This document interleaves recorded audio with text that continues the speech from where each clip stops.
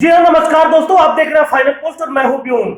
जैसा कि आप देख रहे होंगे कि देश में बेरोजगारी की सबसे बड़ी समस्या है और इस बीच अगर कोई फॉर्म आता है, कोई वैकेंसी की फॉर्म आती है तो एक आशा की किरण की तरफ लेके जाती है और दिखाई देता है कि कुछ आशा की किरण निकल रहा है। उसी क्रम में बीपीएससी ने एक नया फॉर्म फिलअप करने के लिए आया है।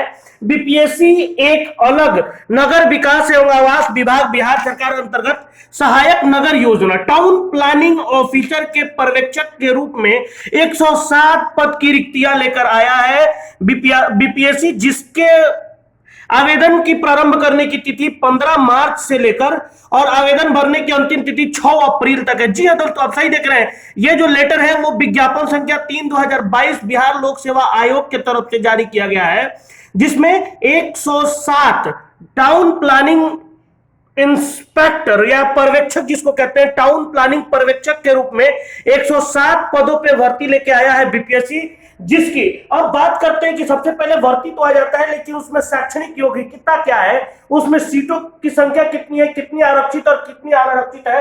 तो बात करते हैं अगला जो उनके द्वारा निकाला गया एडवर्टीजमेंट है, उसमें कोटि के अनुसार सीट बांटा हुआ है और वो सीट अनारक्षित वर्ग के लिए अनुमान्य पदों की कुल संख्या 43 और 35% क्षैतिज आरक्षण फलस्वरूप महिलाओं के लिए अनुमान्य पदों की कुल संख्या। जी मैं इसको थोड़ा सा बड़ा भी कर देता हूं ताकि आपको देखने में और आसानी हो।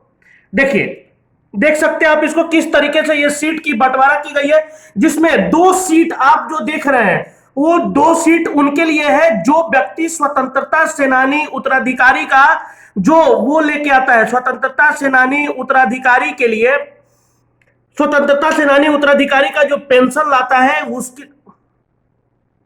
और ये देखिए ये किस तरह कोटि वाइज सीट की बंटवारा की गई है। अनारक्षित वर्ग की 43 अनुमान्य पदों की और 35% आरक्षण के साथ 15, आर्थिक रूप से कमजोर जिसको ईडब्ल्यूएस कहा जाता है उसके लिए 11 और यहाँ पे 3 सीटें हैं। उसी तरह अनुसूचित जाति, जनजाति, अत्यंत पिछड़ा वर्ग और पिछड़ा वर्ग और पिछड़े वर्ग की महिलाओं के लिए भी एक अलग सीट है। और उसके नीचे जैसा कि आप देख रहे हैं 2 सीट उनके लिए रिजर्व है जो कि स्वतंत्रता सेनानी उत्तराधिकारी का पेंशन लेते हैं और उनके पोते पोती के लिए है उनके लिए। और तीसरा ये देखिए दिव्यांग जनों के लिए, अगर दृष्टि दिव्यांग है तो 01। अब एक और बात आपको इसमें सबसे ज्यादा ये दिक्कत करता होगा कि क्या शैक्षणिक योग्यता है। तो शैक्षणिक योग्यता का आपको बता दें तो बैचलर जो किए हैं आप प्लानिंग के, बैचलर ऑफ प्लानिंग अगर किसी विश्वविद्यालय से किए हैं या टाउन मैनेजमेंट का कोर्स किए हैं या प्लानिंग मैनेजमेंट का कोर्स किए हैं, पोस्ट ग्रेजुएशन किए हैं आप इस पे, जैसे कि post graduate diploma in remote science in urban and regional studies, master in planning किए हैं, अगर मास्टर इन टाउन प्लानिंग किए हैं, मास्टर इन रीजनल प्लानिंग किए हैं, master in urban planning, master in city planning, मतलब किसी भी तरीके का आप सिटी अर्बन या रूरल प्लानिंग की योग्यता रखते हैं, मास्टर डिग्री, ये भी एक बहुत बड़ी बात है। मास्टर डिग्री एक बैचलर ऑफ प्लानिंग के बाद जितना इसमें आप देखेंगे वो सब मास्टर डिग्री के ऊपर डिपेंड है। पोस्ट ग्रेजुएट डिप्लोमा है, मास्टर्स इन रीजनल स्टडी है, ये सब जो भी है वो शैक्षणिक योग्यता है। उसके बाद बात करते हैं चयन प्रक्रिया की। तो चयन प्रक्रिया के लिए आपको लिखित परीक्षाएं 2 पात्रों की होगी, जिसमें एक पत्र अनिवार्य और एक पत्र वैकल्पिक होंगे। जो एक होता है वो हमारा ऑब्जेक्टिव, प्रथम पत्र सामान्य ऑब्जेक्टिव होंगे और वैकल्पिक पत्र भी ऑब्जेक्टिव होंगे। देखिए किस तरीके से सामान्य अध्ययन 2 घंटे का परीक्षा होगा, कुल प्रश्नों की संख्या 125 होगी और कुल अंक 100 होंगे। फिर दूसरा जो है वैकल्पिक पत्र जो होगा जिसमें रिमोट सेंसिंग एंड जीआईएस की जो पत्र होगी उसमें 2 घंटे का पूरा परीक्षा होगा, जिसमें 125 प्रश्नों के कुल संख्या होंगे और कुल अंक जो होंगे वो 100 अंक की होंगी।